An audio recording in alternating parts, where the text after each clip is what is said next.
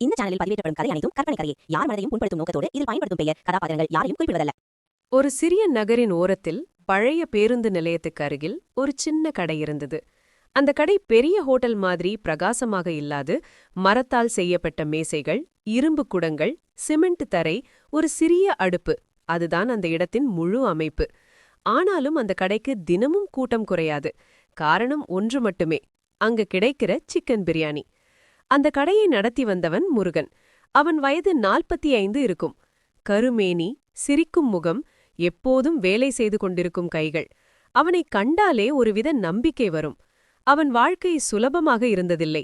சிறு வயதில் தந்தையை இழந்தவன். தாயுடன் சேர்ந்து ஏழ்மை வாழ்க்கையில் வளர்ந்தவன்.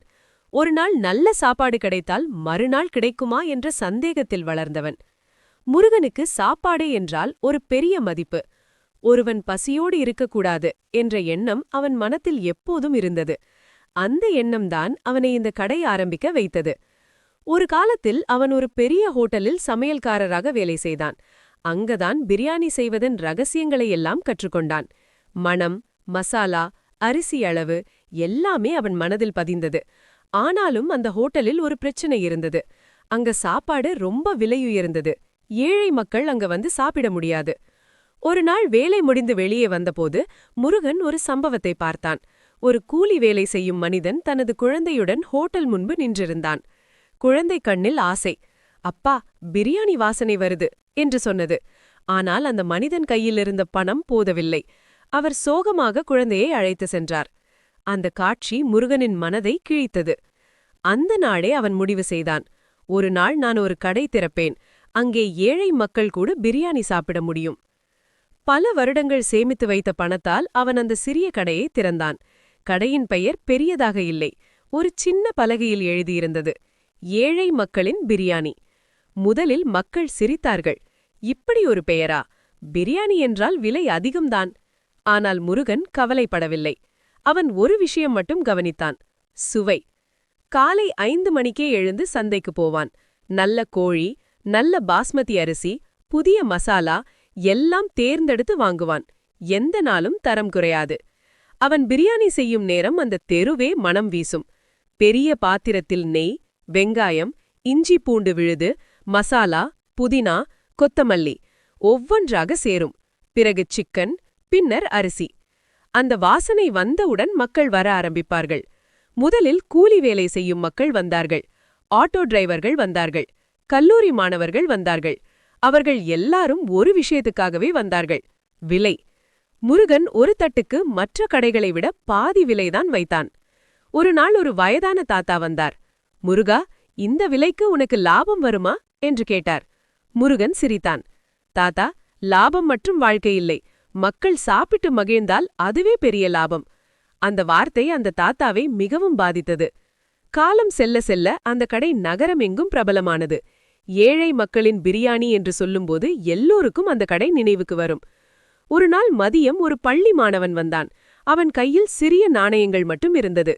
அண்ணா, இந்த பணத்துக்கு பிரியாணி கிடைக்குமா என்று தயக்கத்துடன் கேட்டான். முருகன் பணத்தை பார்த்தான்.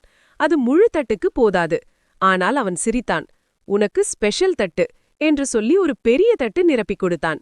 அந்த சிறுவன் முகத்தில் தோன்றிய மகிழ்ச்சி அந்த கடையின் உண்மையான வெற்றி. இப்படி தினமும் பல கதைகள் அந்த கடையில் நடந்து கொண்டே இருந்தது. ஆனால் எல்லோருக்கும் முருகனின் வெற்றி பிடிக்கவில்லை. அந்த நகரத்தில் இன்னொரு பிரியாணி கடை இருந்தது. அதை நடத்தி வந்தவன் சதீஷ். அவன் கடை பெரியது, விளம்பரம் அதிகம், விலை அதிகம். ஆரம்பத்தில் அவனிடம்தான் கூட்டம் இருந்தது. ஆனால் முருகன் கடை திறந்த பிறகு நிலை மாறியது. மக்கள் மெதுவாக சதீஷ் கடையை விட்டுவிட்டு முருகன் கடைக்கு வர ஆரம்பித்தார்கள். சதீஷ் கோபத்தில் இருந்தார். இப்படி குறைந்த விலையில் பிரியாணி விற்க முடியாது, ஏதோ ஏமாற்றம் இருக்க வேண்டும் என்று அவன் மனதில் நினைத்தான். ஒரு நாள் அவன் தனது நண்பர்களுடன் திட்டம் போட்டான். முருகன் கடையின் பெயரை கெடுக்க வேண்டும். அடுத்த நாள் நகரத்தில் ஒரு வதந்தி பரவ ஆரம்பித்தது. அந்த கடையில் பழைய கோழி பயன்படுத்துகிறார்கள். அந்த கடை சுத்தமில்லாம இரும். அங்கு சாப்பிட்டால் உடம்பு கெடும். மக்கள் சிலர் பயந்தார்கள். சில நாட்களில் கூட்டம் குறைய ஆரம்பித்தது. முருகன் அதை கவனித்தான். ஆனால் யாரையும் குற்றம் சொல்லவில்லை. அவன் வழக்கம் போலவே நல்ல தரமான பிரியாணி செய்தான். ஆனால் உள்ளுக்குள்ளே அவன் சோகமாக இருந்தான். ஒரு நாள் பழைய வாடிக்கையாளர் ரமேஷ் வந்தார். அவர் ஒரு ஆட்டோ டிரைவர். அண்ணா, நான் இந்த வதந்தியை நம்ப மாட்டேன். நான் தினமும் இங்கு சாப்பிடுவேன் என்றார். அந்த வார்த்தை முருகனுக்கு ஒரு ஆறுதல். ஆனால் வதந்தி தொடர்ந்து பரவியது. ஒரு நாள் நகர சுகாதார அதிகாரிகள் அந்த கடைக்கு வந்தார்கள். யாரோ புகார் கொடுத்திருந்தார்கள். அவர்கள் சமையலறை பார்த்தார்கள், பாத்திரங்கள் பார்த்தார்கள், உணவுப் பொருட்கள் பார்த்தார்கள்.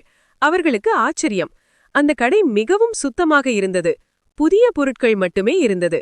அவர்கள் வெளியே வந்து மக்களிடம் சொன்னார்கள், இந்த கடை மிகவும் சுத்தமானது, எந்த பிரச்சனையும் இல்லை. அந்த செய்தி நகரத்தில் விரைவாக பரவியது. மக்கள் உண்மையை புரிந்து கொண்டார்கள். யாரோ பொய் பேசினார்கள் என்று தெரிந்தது.